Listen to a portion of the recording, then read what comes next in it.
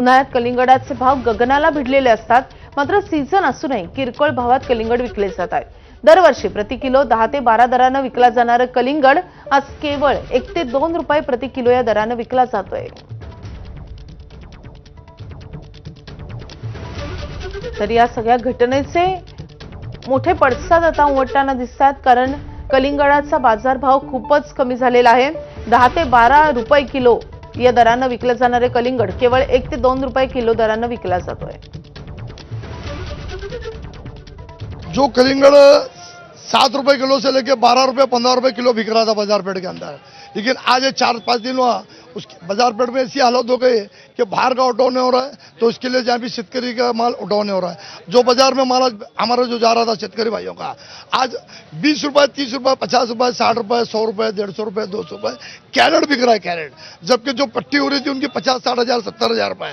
आज वो गाड़ी की पट्टी हो रही है बड़े मुश्किल से 7,000 8,000 5,000 रुपए, यानी कि रुपए को 10-20 पैसे के हिसाब में बाजार मिल रहा है. आज शेतकरी मर रहा है, यानी कि धूप का पीरियड है, इतना वातावरण टाइट है. कलिंगड़ महंगा बिकने के वजह ये जो वीडियो वायरल हुआ, ये अफवाह जो पसर गई है, लोगों के दिमाग में बढ़ा है कि कलिंगड़ा खाने से मर गए, लेकिन ऐसा नहीं है. ये लोग समझ नहीं सकते.